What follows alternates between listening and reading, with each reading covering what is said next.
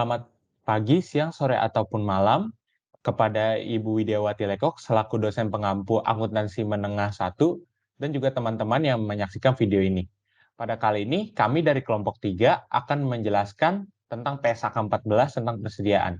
Sebelum itu, izinkan kami perkenalkan kelompok kami. Pertama itu ada Stefani Abigail, lalu ada David, selanjutnya ada Marcela Dita, lalu saya sendiri Raihan, dan yang terakhir adalah Akmali Deli. Baik, langsung saja kita ke materinya. Sebelumnya saya akan menjelaskan terlebih dahulu tentang PSAK 14. Jadi PSAK 14 itu terdiri dari 1 sampai 42 paragraf, di mana kekuatan paragrafnya satu sama lain itu sama. Selain itu, PSAK 14 harus dibaca dalam konteks tujuan, pengaturan, dan kerangka konseptual laporan keuangan. Nah, jadi saya mau kenalkan, PSAK 14. Yang pertama itu adalah tujuan.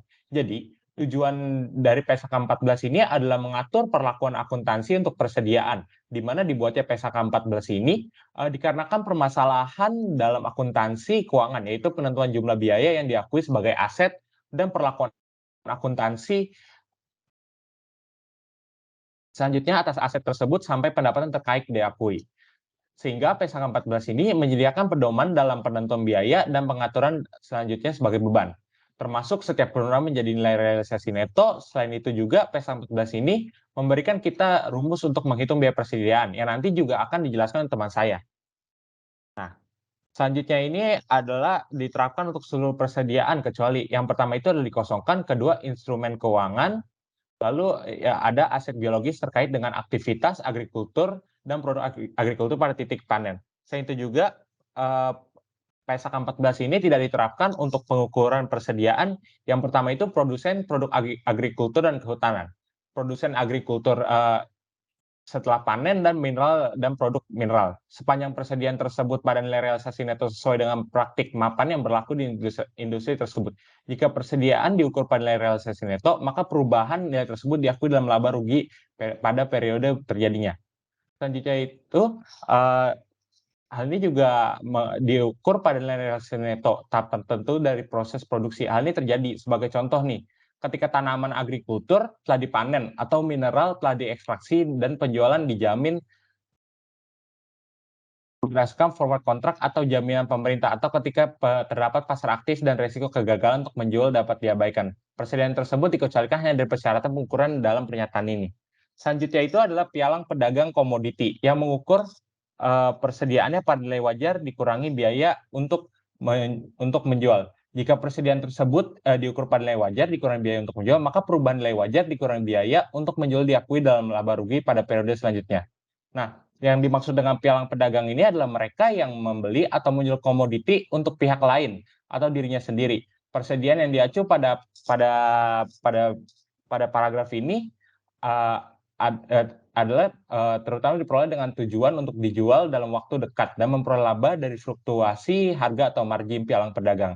Ketika persediaan ini diukur pada nilai wajar setelah dikurangi biaya untuk menjual, maka yang dikecualikan hanya dari persyaratan pengukuran dalam pernyataan ini. Nah, selanjutnya ini adalah beberapa definisi dalam persediaan. Yang pertama itu, persediaan adalah aset yang dikuasai untuk dijual dalam kegiatan usaha normal, lalu persediaan dalam proses produksi penjualan tersebut atau dalam bentuk bahan atau perlengkapan untuk digunakan dalam proses produksi atau pemberian jasa. Nah, yang selanjutnya itu juga ada nilai realisasi neto, yang merupakan harga jual dalam kegiatan usaha normal dikurangi estimasi biaya penyelesaian dan estimasi biaya yang diperlukan untuk pembuatan penjualan. Nah, nilai realisasi neto ini mengacu pada jumlah neto yang diharapkan entitas untuk direalisasi dari penjualan persediaan dalam kegiatan usaha normal. Juga selanjutnya itu ada nilai wajar. Nah, nilai wajar ini adalah harga yang akan diterima untuk menjual suatu aset atau harga yang akan dibayar untuk mengalihkan suatu liabilitas dalam transaksi teratur antara pelaku pasar pada tanggal pengukuran. Nah, nilai wajar mencerminkan suatu harga di mana transaksi teratur untuk menjual persediaan yang sama di pasar utama atau paling menguntungkan. Untuk persediaan tersebut akan terjadi antara pelaku pasar pada tanggal pengukuran. Baik, sekian presentasi dari saya. Selanjutnya akan dijelaskan oleh teman saya. Terima kasih. Baik, terima kasih Rayhan atas penjelasannya. Selanjutnya saya Marcella akan mempresentasikan lanjutan materi dari slide sebelumnya. Nah, berkaitan dengan definisi persediaan yang sudah dipresentasikan atau dipaparkan oleh rekan saya sebelumnya, di mana persediaan itu bisa meliputi barang yang dibeli dan dikuasai untuk dijual kembali. Contohnya seperti barang dagangan yang dibeli oleh pengecer dan dikuasai untuk dijual kembali, atau contoh lainnya seperti tanah dan properti lain yang dikuasai dengan tujuan untuk dijual kembali juga. Nah, selain itu, persediaan juga bisa meliputi barang jadi yang diproduksi, atau barang dalam penyelesaian yang sedang diproduksi, atau juga bisa termasuk bahan serta perlengkapan yang akan digunakan dalam proses produksi. Kemudian kita masuk ke bagian kedua, yakni mengenai pengukuran persediaan. Nah, persediaan sendiri itu diukur pada mana yang lebih rendah antara biaya perolehan dan nilai realisasi neto. Pertama-tama masuk ke biaya komponen persediaan. Nah, biaya persediaan itu bisa terdiri dari seluruh biaya pembelian, biaya konversi, dan biaya lain yang timbul sampai persediaan itu berada dalam kondisi dan lokasi saat ini. Nah, selain ketiga biaya tadi, biaya produk agrikultur juga bisa termasuk ke dalam biaya persediaan. Nah, yang pertama itu ada biaya pembelian. Nah, biaya pembelian persediaan itu bisa meliputi harga beli, biaya impor, pajak lainnya, selain yang dapat ditagih kembali setelahnya oleh entitas kepada otoritas pajak. Kemudian juga ada biaya pengangkutan, biaya penanganan, dan biaya lain yang secara langsung itu dapat diatribusikan pada perolehan barang jadi, bahan, dan jasa. Nah, dalam menentukan biaya pembelian, kita perlu mengurangkannya dengan diskon dagang, rabat, dan item serupa lainnya. Nah, kemudian biaya yang kedua itu ada biaya konversi. Nah, biaya konversi persediaan itu bisa meliputi biaya yang secara langsung terkait dengan item yang diproduksi, seperti biaya tenaga kerja langsung. Kemudian juga bisa termasuk alokasi sistematis overhead produksi tetap dan variabel, yang mana ini timbul dalam mengonversi bahan menjadi barang jadi. Nah, untuk overhead produksi tetap itu merupakan biaya produksi tidak langsung yang relatif konstan tanpa memperhatikan volume produksi. Jadi berapapun volume atau unit yang diproduksi, biaya overhead ini akan relatif tetap atau konstan.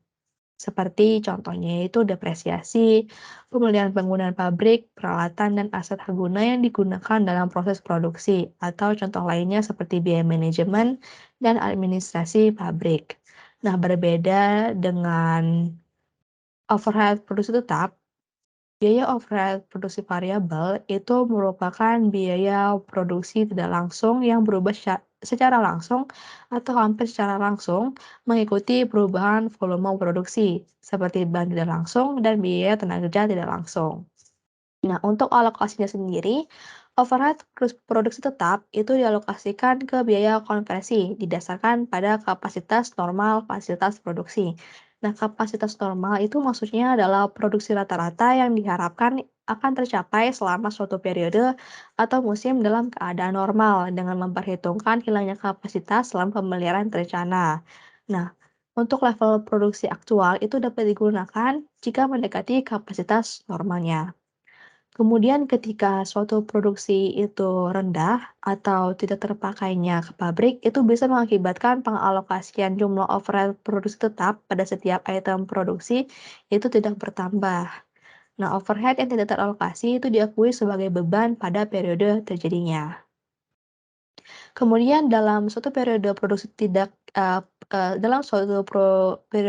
tinggi yang tidak normal, jumlah overhead tetap yang dialokasikan pada tiap item produksi itu menjadi berkurang sehingga persediaan itu tidak diukur di atas biayanya. Kemudian untuk alokasi overhead produksi variabel itu dialokasikan pada item produksi atas dasar penggunaan aktual fasilitas produksi. Oke. Nah, di suatu proses produksi, itu mungkin ya bagi suatu perusahaan atau pabrik menghasilkan lebih dari satu jenis produk secara simultan. Atau misalkan ketika suatu perusahaan atau pabrik itu menghasilkan produk bersama atau menghasilkan produk utama dan produk sampingan. Nah, ketika biaya konversi setiap produk itu tidak dapat diidentifikasi secara terpisah, maka biaya tersebut dialokasikan antar produk secara rasional dan konsisten, di mana pengalokasinya itu bisa didasarkan misalkan pada perbandingan nilai penjualan relatif masing-masing produk, baik pada tahap proses produksi pada waktu produk itu telah dapat diidentifikasi secara terpisah atau pada saat produksinya telah selesai. Kemudian untuk sebagian besar produk sampingan, pada hakikatnya itu sifatnya tidak material. Jadi ketika dianggap tidak material, produk sampingan ini seringkali diukur pada, nilai realisasi neto dan nilai tersebut akan mengurangi biaya produk utama. Akibatnya jumlah tercatat produk utama itu tidak berbeda secara material dari biayanya. Oke, sekian presentasi dari saya. Untuk materi selanjutnya akan dipresentasikan oleh rekan saya, Stefani. Terima kasih. Terima kasih Marcel atas penjelasannya. Sekarang saya Stefani akan melanjutkan penjelasan mengenai komponen biaya persediaan. Nah, yang pertama akan saya jelaskan itu adalah biaya lain. Nah, jadi biaya-biaya yang termasuk ke dalam biaya persediaan itu adalah biaya-biaya yang timbul agar persediaan berada dalam kondisi dalam saat ini. Nah, jadi biaya-biaya yang tidak berkontribusi untuk membuat persediaan perusahaan dalam kondisi dalam saat ini itu termasuk ke dalam biaya lain. Contohnya itu yang pertama ada jumlah tidak normal atas pemborosan biaya produksi. Nah, seperti pengurusan bahan atau pemborosan biaya gaji tenaga kerja. Lalu ada biaya penyimpanan. Nah, maksudnya sini adalah biaya penyimpanan yang timbul akibat inventory overload. Nah, karena perusahaan tidak bisa memanage inventory-nya dengan baik. Jadi finished goods yang seharusnya tidak perlu diproses lagi karena tidak terjual, membuat perusahaan harus mengeluarkan biaya penyimpanan tambahan. Nah, kecuali misalnya biaya penyimpanan itu untuk menyimpan inventory work in process. Nah, itu berbeda karena work in process itu perlu diproses lagi kan. Nah, selanjutnya ada overhead administrasi. Overhead administrasi yang termasuk biaya lain itu yang tidak berkontribusi ke dalam proses produksi yang membuat inventory perusahaan dalam kondisi dan lokasi saat ini. Contohnya itu apa? Contohnya itu utilitas kantor atau misalnya beban gaji bagian departemen penjualan. Lalu ada biaya penjualan, juga ada biaya pinjaman. Nah, biaya pinjaman yang termasuk ke dalam biaya persediaan ini nanti akan dijelaskan dalam PSAK 26. Lalu selanjutnya ada bunga dari pembelian kredit. Nah, jadi perusahaan itu kan bisa saja membeli inventorinya secara cicilan kredit. Nah, bunga yang timbulkan dari cicilan kredit ini yang nanti akan termasuk ke dalam biaya lain yang diakui sebagai beban bunga. Selanjutnya ada biaya produk agrikultur. Nah, jadi agrikultur persediaan merupakan produk agrikultur yang telah dipanen oleh entitas dari aset biologisnya. Nah, pada pengakuan awal, ia diukur sebesar nilai wajar dikurangi dengan biaya untuk menjual pada titik panen. Nah, ini merupakan biaya persediaan yang diakui pada tanggal tersebut. Selanjutnya saya akan menjelaskan tentang teknik pengukuran biaya. Nah, jadi ada dua metode pengukuran biaya yang bisa digunakan perusahaan. Nah, perusahaan bisa memilih salah satu dari dua metode ini, yang mana metode yang hasilnya paling mendekati biaya. Nah, jadi kita akan bahas satu persatu nih. Yang pertama ada metode biaya standar. Metode biaya standar itu memerhitungkan level normal penggunaan bahan dan perlengkapan, tenaga kerja, efisiensi, dan kapasitas. Nah, jadi biaya standar ini telah secara reguler dan jika perlu direvisi sesuai dengan kondisi terkini. Lalu selanjutnya ada metode eceran. Nah, jadi metode eceran ini mengukur persediaan dengan item yang cepat berubah dan juga banyak, serta memiliki margin yang serupa. Nah, jadi item-item ini perlu menggunakan metode eceran, karena jika menggunakan metode lainnya tidak akan efisien. Nah, dengan metode eceran ini, biaya ditentukan dengan mengurangi nilai penjualan dengan persentase margin bruto yang sesuai. Nah, selanjutnya ada rumus biaya. Nah, jadi ada 3 rumus biaya yang dapat digunakan perusahaan, yang mungkin kita juga sudah familiar ya, karena sudah dipelajari di akuntansi dasar 1. Yaitu ada identifikasi khusus, masuk pertama, keluar pertama, atau yang mungkin lebih familiar kita kenal sebagai first in, first out, atau FIFO. Lalu ada rata-rata timbang atau weighted average. Nah, yang pertama, identifikasi khusus. Item-item persediaan yang dihitung menggunakan identifikasi khusus adalah item-item non-ordinarily interchangeable, atau bisa kita artikan sebagai item yang secara umum tidak dapat dipertukarkan atau tidak dapat digantikan. Nah, contohnya itu apa sih? Contohnya itu barang-barang antik. Nah, kalau kalian pernah pergi ke toko barang antik, barang-barang di toko itu kan sebagian besar berbeda-beda ya, hampir nggak ada yang sama. Nah, jadi mereka juga punya cost yang berbeda-beda, makanya perlu digunakan identifikasi khusus yang mengidentifikasi biaya masing-masing item. Selain itu, barang dan jasa yang dihasilkan dan dipisahkan untuk proyek tertentu juga perlu menggunakan identifikasi khusus. Selanjutnya ada rumus masuk pertama, keluar pertama, dan rata-rata tertimbang. Nah, rumus ini itu digunakan untuk mengidentifikasi inventory yang homogen dan biasa diproduksi secara banyak. Nah, contohnya itu adalah perusahaan Joico yang memproduksi pensil gitu kan ya. Nah, jadi kan nggak mungkin pensil yang diproduksi secara banyak sampai jutaan itu diidentifikasi kosnya satu-satu berapa gitu kan, karena nggak akan praktis dan nggak akan efektif. Makanya dapat digunakan salah satu dari kedua rumus ini. Nah, untuk persediaan dengan sifat dan kegunaan yang sama, perusahaan harus menggunakan rumus yang sama. Dan tapi untuk persediaan yang punya sifat dan kegunaan yang berbeda, perusahaan perlu menggunakan rumus yang berbeda. Nah, contohnya kalau diilustrasikan itu perusahaan manufaktur. Perusahaan manufaktur itu kan mempunyai 3 jenis inventory. Yang pertama ada inventory raw materials, ada inventory work in process, dan juga inventory finished goods. Jadi perusahaan bisa menggunakan rumus MPKP atau masuk pertama keluar pertama untuk inventory raw materials. Nah, tapi untuk inventory work in process-nya perusahaan bisa nih menggunakan rumus rata-rata tertimbang. Nah, tetapi kalau misalnya di inventory raw materials perusahaan mau 50% kita itu menggunakan MPKP, 50% kita menggunakan rata-rata timbang. Nah, itu tidak boleh seperti itu. Ya, sekian penjelasan dari saya. Untuk penjelasan selanjutnya akan dilanjutkan oleh rekan saya. Terima kasih. Saya Akmali Dili Divani akan melanjutkan presentasi PSAK persediaan ini. Di sini dapat kita lihat contoh MPKP atau first in first out. Pada 8 Januari terdapat pembelian 200 unit $20 dengan kos $4.000, lalu 9 Maret 400 unit dengan kos $6.000, 12 April terdapat pembelian 100 unit $10 dengan kos $1.000, 5 Mei terdapat 300 unit $9 dengan kos $2.700. Dan yang terakhir, ada pembelian pada 16 Juni 500 unit $15 dengan kos $7.500.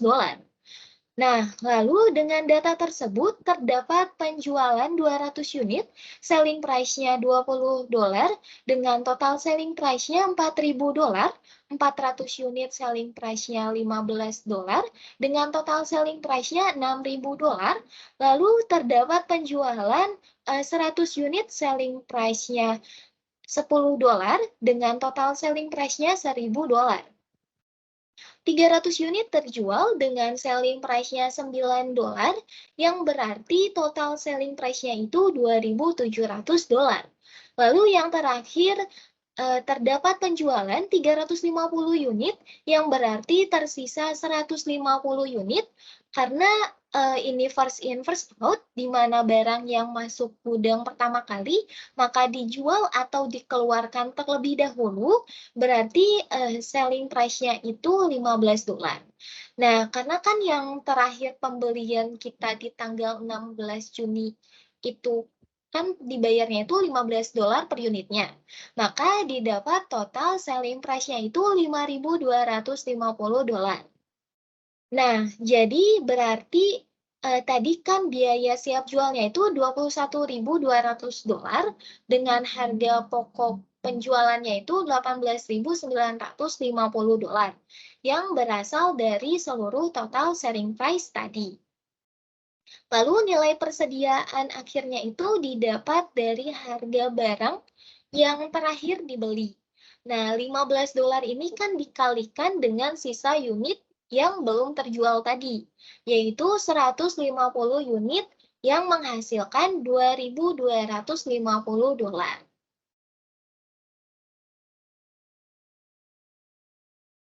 Nilai realisasi neto.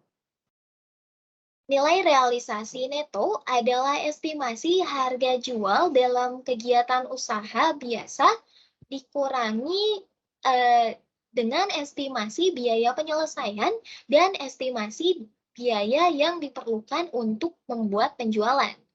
Lalu ada nilai realisasi bersih konsisten, yaitu dengan pandangan bahwa aset seharusnya tidak dinyatakan melebihi jumlah yang mungkin dapat direalisasikan melalui penjualan atau penggunaan. Estimasi nilai realisasi neto. Yang pertama ada estimasi nilai realisasi neto didasarkan pada bukti paling andal yang tersedia pada saat estimasi dilakukan terhadap jumlah persediaan yang diharapkan untuk direalisasi. Lalu yang kedua ada estimasi. Ini mempertimbangkan fluktuasi harga atau biaya yang langsung terkait, yaitu terkait dengan peristiwa yang terjadi setelah akhir periode sepanjang peristiwa tersebut, menegaskan kondisi yang ada pada akhir periode. Lalu yang ketiga, yaitu estimasi nilai realisasi neto juga mempertimbangkan tujuan persediaan yang dikuasai. Sebagai contohnya, nilai realisasi neto dari kuantitas persediaan yang diakui untuk memenuhi kontrak penjualan ataupun jasa yang bersifat didasarkan pada harga kontrak. Jika kontrak penjualannya itu lebih sedikit daripada jumlah persediaan yang dikuasai, maka nilai realisasi netonya itu untuk kelebihannya didasarkan pada harga jual umum. Provisi dapat timbul dari kontrak penjualan yang bersifat pasti yang melebihi kuantitas persediaan yang dikuasai atau dari kontrak pembelian yang bersifat pasti. Lalu di sini ada nilai realisasi neto, yaitu ada replacement cost dengan harga jual dikurangi dengan biaya untuk melakukan penjualan. Replacement cost atau biaya pengganti bahan ini maksudnya yaitu nilai bahan dan perlengkapan lain yang dikuasai untuk digunakan dalam memproduksi persediaan tidak diturunkan nilainya di bawah biaya perolehan jika produk jadi dihasilkan diharapkan dapat dijual sebesar atau di atas biaya perolehannya. Akan tetapi ketika penurunan harga bahan mengindikasikan bahwa biaya produk jadi yang dihasilkan melebihi nilai realisasi neto, maka nilai bahan diturunkan ke nilai realisasi neto. Nah, dalam keadaan tersebut, biaya penggantian bahan ini merupakan ukuran terbaik yang tersedia untuk nilai realisasi netonya. Lalu yang kedua, ada harga jual dikurangi dengan biaya untuk melakukan penjualan, yaitu nilai realisasi bersih yang telah ditentukan harus ditinjau kembali pada setiap periode berikutnya. Apabila kondisi yang semula mengakibatkan penurunan nilai persediaan di bawah biaya ternyata tidak lagi berlaku, maka jumlah penurunan nilai harus dieliminasi balik sedemikian rupa sehingga jumlah tercatat baru persediaan adalah yang terendah dari biaya atau nilai realisasi bersih yang telah direvisi. Hal ini timbul misalnya jika suatu barang dalam persediaan yang dicantumkan sebesar nilai realisasi bersih karena harga jualnya telah turun, masih dimiliki pada periode berikutnya dan harga jualnya telah meningkat. Sekian presentasi dari saya, selanjutnya akan dilanjutkan oleh rekan saya, David. Baik teman-teman, perkenalkan nama saya David. Dan pada kesempatan ini saya akan melanjutkan penjelasan mengenai PSAK 14 persediaan ini dan kita akan masuk ke materi berikutnya yaitu pengakuan persediaan sebagai beban.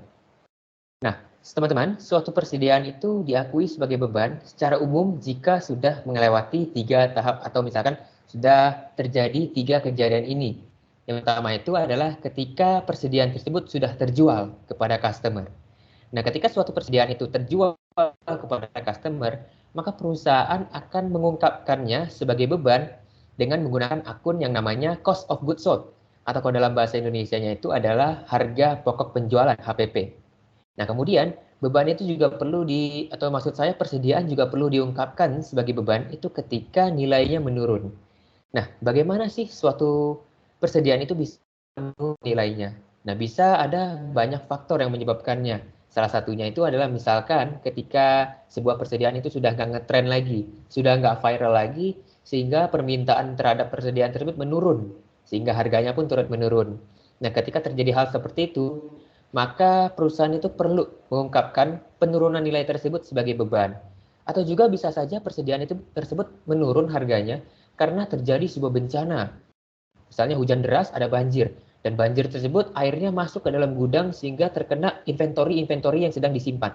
Nah, ketika terjadi hal seperti itu, maka perusahaan itu sudah tidak bisa menjual inventory yang sudah sedikit cacat tersebut dengan nilai normalnya. Sehingga mereka terpaksa harus menurunkan nilainya dan penurunan nilai tersebut perlu dicatat ya sebagai beban. Dan kemudian persediaan itu bisa juga diakui sebagai beban ketika persediaan tersebut dialokasikan ke dalam akun-akun lainnya. Misalnya ya teman-teman ketika perusahaan itu ingin membangun bangunan nih, kan butuh banyak material ya. Nah bisa saja material yang dibutuhkan tersebut merupakan bahan atau barang dagang perusahaan. Nah ketika kasusnya seperti itu, maka ketika perusahaan mengambil barang dagangnya untuk produksi atau untuk pembangunan ya, pembangunan gedung dia, maka beban yang maksud saya persediaan yang diambil tersebut akan dicatat sebagai beban karena dialokasikan ke dalam aset lainnya. Nah, kemudian berikutnya setelah diakui sebagai beban, maka yang berikutnya adalah pengungkapan. Yang dimaksud pengungkapan di sini adalah pelaporan dalam laporan keuangan. Nah, sebenarnya apa saja sih teman-teman yang perlu ya dilaporkan dalam laporan keuangan? Nah, yang pertama itu yang paling penting adalah kebijakan pengukuran yang digunakan oleh perusahaan untuk mengukur atau menghitung inventory perusahaan. Beserta juga jangan lupa rumus-rumus yang digunakannya. Nah, tadi mungkin sudah dijelaskan ya teman-teman oleh rekan saya sebelumnya bahwa dalam mengukur persediaan ada banyak cara, misalnya menggunakan metode biaya standar atau menggunakan metode eceran. Nah, metode tersebut atau kebijakan tersebut perlu ya diungkapkan dalam laporan keuangan beserta dengan rumus-rumusnya, baik menggunakan MPKP atau masuk pertama keluar pertama maupun dengan menggunakan metode rata-rata tertimbang atau weighted average. Nah, hal ini perlu dicatat dalam laporan keuangan agar para pengguna laporan keuangan tersebut, misalnya manajer atau yang terpenting lah itu orang-orang eksternal seperti investor itu tahu metode atau rumus apa yang digunakan oleh perusahaan dalam mencatat atau mengungkapkan inventorinya. Nah, kemudian yang perlu diungkapkan berikutnya juga total jumlah tercatat persediaan berdasarkan klasifikasinya. Nah, mungkin tadi juga sudah sempat disinggung oleh teman-teman saya bahwa dalam laporan keuangan itu dicatat ya persediaan berdasarkan klasifikasinya. Misalnya ada barang dagang, kemudian bahan mentah, barang setengah jadi, dan barang jadi. Nah, dalam laporan keuangan, itu masing-masing akun perlu dicatat sesuai dengan nominalnya sendiri, berdasarkan klasifikasinya sendiri agar lebih detail dan jelas. Nah, kemudian berikutnya juga ada perlu diungkapkan total persediaan berdasarkan NRV atau Net Realizable Value. Nah, yang dimaksud dengan Net Realizable Value ini adalah nilai bersih persediaan yang sudah dikurangi dengan biaya-biaya ataupun beban-beban yang perlu dikeluarkan dalam upaya untuk menghasilkan dan menjual persediaan tersebut. Jadi kalau dicatat sebagai NRV itu artinya sudah dicatat dengan bersih, jadi kurangi dengan beban dan biaya lainnya. Dan kemudian berikutnya juga perlu diungkapkan jumlah persediaan yang diakui sebagai beban. Nah, kan sudah disebutkan ya, atau sudah dijelaskan sebelumnya bahwa persediaan misalnya terjual itu bisa dicatat sebagai biaya atau harga pokok pembelian. Nah, maka perlu dia dicatat atau diungkapkan dalam laporan juga berapa jumlah persediaan yang sudah terjual dan menjadi harga pokok penjualan tersebut. Nah, selain itu teman-teman, juga ya dalam laporan keuangan perlu diungkapkan jumlah penurunan nilai dari persediaan yang diakui sebagai beban. Kalau misalkan poin sebelumnya, yang poin keempat tadi itu misalkan barang terjual. Nah, kalau yang poin kelima ini adalah ketika perusahaan itu menurunkan nilai atau value dari persediaannya karena ya bisa saja tidak tren lagi barangnya atau menjadi kerusakan ya, misalnya yang tadi banjir tadi. Nah, kemudian berikutnya suatu persediaan itu suatu ketika bisa saja harganya itu naik lagi. Misalkan kalau seperti kasus yang pertama tadi ya, misalkan tidak ngetren kan harganya turun. Nah, gimana kalau misalkan ngetren lagi? Nah, ketika suatu persediaan itu ngetren lagi dan harganya naik, maka perlu dilakukan jurnal pembalikan. Jurnal pembalikan tersebut nantinya akan mengembalikan value dari persediaan yang sudah diturunkan sebelumnya, dan karena dia menaikkan value, maka secara otomatis pembalikan dari penurunan nilai ini atau peningkatan nilai ini akan mengurangi jumlah beban persediaan yang disebabkan karena ya bisa saja tadi barang terjual atau juga bisa jadi karena penurunan nilai. Nah, ketika terjadi suatu jurnal pembalik karena peningkatan nilai, maka hal tersebut juga perlu diungkapkan dalam laporan keuangan. Nah, kemudian nggak lengkap ya kalau misalkan kita cuma sebutin berapa nilai yang turun tanpa penyebab mengapa nilai tersebut turun. Nah, sehingga dalam laporan keuangan dalam poin ke-7 itu perlu juga diungkapkan penyebab-penyebab terjadinya suatu persediaan itu harus kehilangan value-nya. Dan yang terakhir itu juga adalah jumlah persediaan yang dijadikan sebagai jaminan utang. Nah, teman-teman semua pasti baru tahu ya bahwa persediaan itu sebenarnya bukan hanya sekadar alat yang digunakan untuk mendorong proses operasional perusahaan, atau juga bukan hanya sekadar alat yang digunakan untuk menghasilkan uang bagi perusahaan dengan cara dijual. Tapi persediaan itu sendiri sebenarnya juga bisa dijadikan sebagai kolateral, teman-teman, alias jaminan dalam melakukan pinjaman, terutama ke pinjaman bank ya. Jadi selain hanya menggunakan fixed asset, misalkan kendaraan atau gedung, tapi perusahaan juga bisa melakukan pinjaman kepada bank dengan menggunakan jaminan persediaan ini. Nah, kemudian kita masuk ke materi berikutnya, yaitu klasifikasi persediaan dalam laporan keuangan. Nah, ini sebenarnya hanya hal atau penjelasan lebih detail mengenai poin sebelumnya. Poin kedua di sini, yaitu harus dicatat berdasarkan klasifikasi. Nah, klasifikasi persediaan itu secara umum bisa dibagi menjadi 5. Yang pertama itu adalah barang dagangan, yaitu adalah biasanya itu ditemukan dalam laporan keuangan perusahaan dagang, di mana barang dagangan ini merupakan barang-barang yang dibeli oleh perusahaan, dan ketika dibeli, barang tersebut sudah siap untuk dijual dan tidak perlu melakukan melewati proses lagi, sudah siap dijual, siap dilemparkan kepada pelanggan. Nah, selain barang dagangan, ada juga ya dalam laporan keuangan klasifikasi inventory itu merupakan perlengkapan produksi, yaitu barang-barang yang dibeli oleh perusahaan untuk mendukung proses operasional atau proses penjualan dari perusahaan.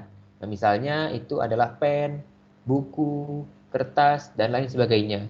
Nah, perlu diingat ya teman-teman bahwa perlengkapan ini biasa itu adalah barang-barang yang umurnya itu di bawah 1 tahun. Sehingga dia itu sekali pakai atau beberapa kali pakai sudah habis. Berbeda dengan peralatan, ya misalnya mesin yang merupakan hal-hal yang bisa dipakai, barang-barang yang bisa dipakai selama lebih dari setahun. Itu akan masuk ke akun lain yang namanya peralatan. Nah, kemudian yang ketiga itu adalah bahan. Bahan yang dimaksud di sini adalah direct ataupun material-material lainnya yang diperlukan oleh perusahaan untuk menjadikannya sebagai sebuah produk jadi. Nah, jadi bahan ini sebuah barang yang sebenarnya itu punya nilai, tapi ketika dijual itu nilainya masih sangat kecil karena masih perlu melewati banyak tahap pemrosesan.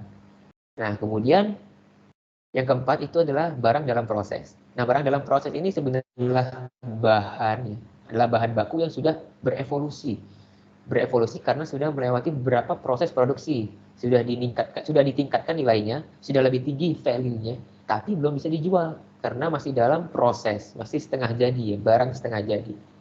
Nah, sehingga ketika sudah diproses lebih lanjut lagi, maka dia akan menjadi akun yang kelima ini, yaitu barang jadi, di mana barang ini sudah siap dijual kepada konsumennya, kepada konsumen dari perusahaan, dan ketika suatu barang itu sudah disebut barang jadi, maka barang tersebut sudah berada di puncak value-nya, sudah sangat tinggi, sudah paling tinggi, dan sudah tidak bisa diproses lagi. Dan disebut dengan barang jadi. Jadi bedanya barang jadi dan barang dagangan itu sangat sederhana ya teman-teman. Kalau barang dagangan itu ketika dibeli sudah jadi, sudah siap dijual. Tapi kalau barang jadi ini, untuk mencapai yang namanya akun barang jadi ini harus melewati tahap-tahap. Yang pertama itu dari bahan, barang setengah jadi, baru dia capai ke puncaknya, ke peaknya itu di barang jadi. Nah kemudian teman-teman, yang materi berikutnya adalah biaya persediaan yang dicatat sebagai beban. Nah, di sini secara umum itu ada 4 biaya, teman-teman, yang paling umum itu dicatat sebagai beban persediaan. Yang pertama itu adalah harga pokok penjualan. Nah, harga pokok penjualan ini adalah biaya-biaya yang dikeluarkan oleh perusahaan dalam upaya untuk mendapatkan suatu persediaan dan menjual persediaan tersebut ya.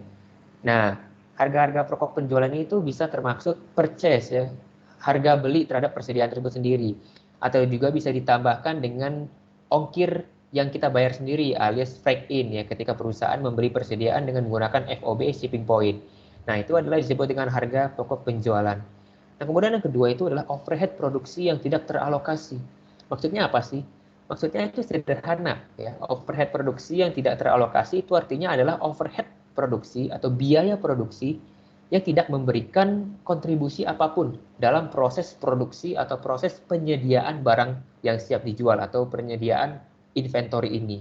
Nah, contoh dari overhead produksi yang tidak teralokasi ini itu misalnya seperti biaya iklan, biaya marketing, biaya pemasaran. Nah, itu kan tidak diperlukan untuk menyediakan barang ya, tapi diperlukan untuk menjual barang, sehingga itu akan dicatat sebagai beban di luar dari harga pokok penjualan. Kalau misalkan biaya-biaya seperti pembelian material, biaya pembayaran tenaga kerja yang produksi, nah itu akan masuk ke harga pokok penjualan, overhead yang masuk, atau lebih tepatnya biaya yang masuk ke dalam harga pokok penjualan. Nah, kemudian yang ketiga itu adalah biaya tidak normal. Yang dimaksud dengan biaya tidak normal itu adalah biaya-biaya ya yang sebenarnya itu bisa dihindari, tapi karena suatu kejadian atau suatu hal yang tidak diinginkan terpaksa harus dikeluarkan, atau sehingga bisa disederhanakan ya, disebut sebagai suatu pemborosan.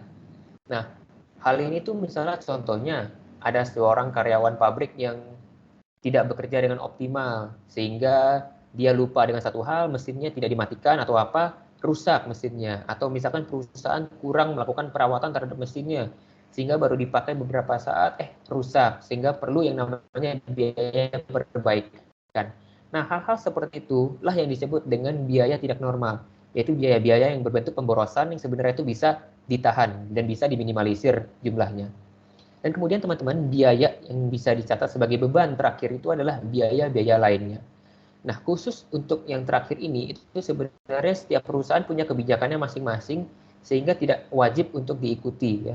Tergantung perusahaannya mau atau tidak. Nah, biaya-biaya lainnya ini misalnya seperti biaya distribusi ya, atau biaya customer. Nah, biasanya biaya lainnya ini disebut juga dengan nama freight out, di mana perusahaan mengirimkan produk ke pelanggan dan dia yang menanggung sendiri biayanya. Itu ketika perusahaan menggunakan FOB destination. Nah, kemudian teman-teman, untuk materi terakhir dalam video ini adalah pelaporan beban dalam laba rugi. Ya, jadi teman-teman, mungkin materi ini sudah disinggung oleh teman-teman sebelumnya dari PSAK 1, tapi mungkin saya akan mengulangi lagi dalam lebih sederhana. Nah, jadi teman-teman, dalam melaporkan beban dalam laba rugi itu ada 2 metode yang paling utama, yaitu berdasarkan sifat dan berdasarkan fungsi. Nah, ketika perusahaan melaporkan beban itu berdasarkan sifatnya, maka perusahaan akan menjabarkan beban-beban tersebut dengan akun-akunnya sendiri sehingga lebih detail. Seperti ini contohnya. Ada bahan baku dan bahan habis pakai punya akun sendiri. Kemudian biaya tenaga kerja punya akun sendiri. Biaya lain-lain punya akun sendiri. Dan perubahan nilai persediaan juga punya akun sendiri. Tapi ketika perusahaan menggunakan metode fungsi dalam melaporkan bebannya, maka mereka itu akan menggabungkan semua akun-akun ini ke dalam satu akun saja. Misalnya di sini itu misalkan dijadikan sebagai beban penjualan saja. Ketika dijadikan sebagai beban penjualan, maka ya sudah, itu saja satu akun saja beban penjualan, tok, tidak ada lagi akun lainnya. Tapi ketika perusahaan menggunakan sifat, maka dia akan mendetail-detailkan menjadi lebih banyak lagi, ya teman-teman. Nah, saya rasa itu saja teman-teman materi tentang PSAK 14 tentang persediaan yang bisa kami sampaikan. Kami mohon maaf bila terdapat salah kata maupun salah materi yang kami sampaikan. Sebagai akhir kata, jalan-jalan ketemu burung kenari, burungnya berisik karena sakit gigi. Kelompok 3 pamit undur diri. Terima kasih dan sampai jumpa lagi. you.